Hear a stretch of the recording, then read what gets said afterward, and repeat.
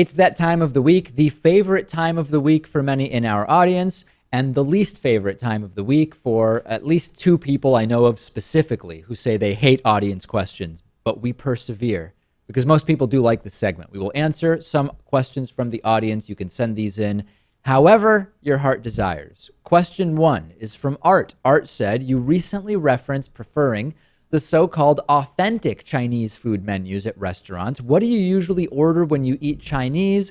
Also, do you like sushi? I realize sushi isn't Chinese, just asking about both. Yeah, I do prefer the authentic Chinese menu when I go to restaurants. Is it actually authentic? I don't know. What I'm saying is I prefer what in American Chinese restaurants is marketed as the so-called authentic Chinese food menu. I've never been to China. I don't know if it's actually authentic.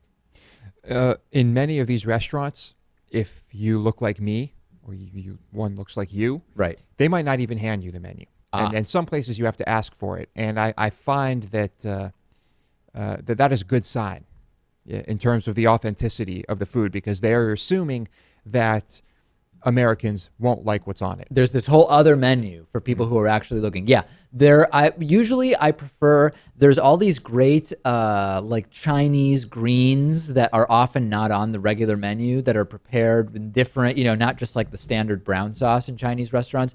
Those are really, really good. There's one place in particular in Florence, Massachusetts, Great Wall Restaurant, which has a crispy roasted chicken that you would almost think it's been fried, but it's not. It's a roasted chicken, and it's amazing.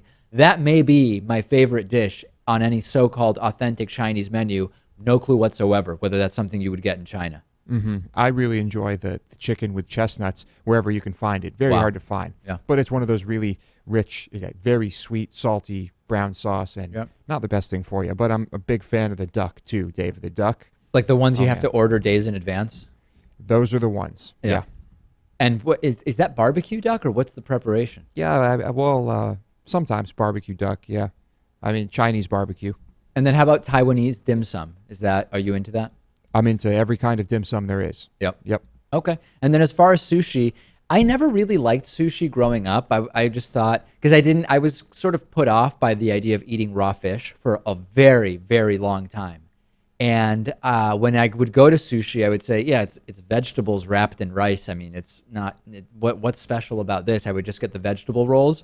But at a certain point, Louis, I made the transition over to, in fact, it may have been when I was at a conference with a bunch of progressive media people, and I went to dinner with Sam Seder and Cenk Uygur and blah, blah, blah, blah, blah. And all of a sudden, there's raw yellowtail with jalapeno on the table, and Cenk's diving in, and Sam Seder's diving in, and am I going to be the one guy who says, oh, yeah, I don't eat that? And I tried this raw yellowtail, Louis, and I have to tell you, it was absolutely extraordinary. I mean, delicious. Yep. I'm a big fan of sushi, have been for a long time, although, like Dave, when I was very young, and this is common, the idea of raw fish was repulsive to me. Yes. I just assumed the texture would be rubbery and off-putting, but it's really not.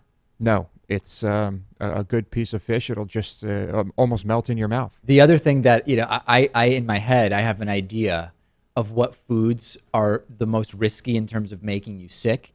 And certainly the seafood world would be within that sort of umbrella of what might make you sick.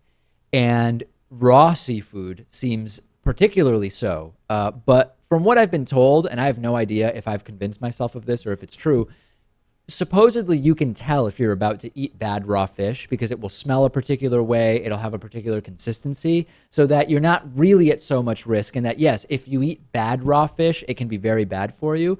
But supposedly, and knock on lucite, I've never actually experienced that so far, and I'm told you can tell. I don't know. Well, you've had top-notch sushi.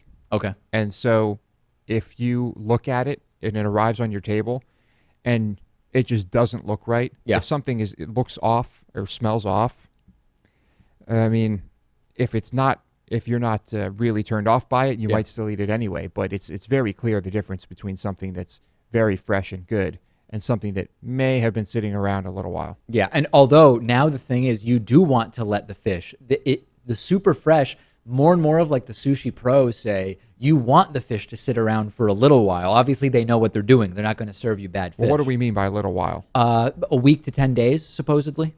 A week to 10 days? Yeah.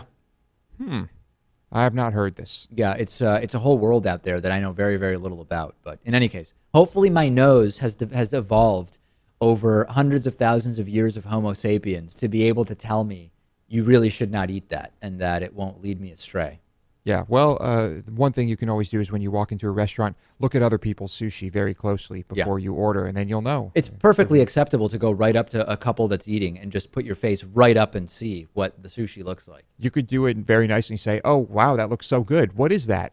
Yeah. Yeah, that's what Lewis does. I've not tried that anyway.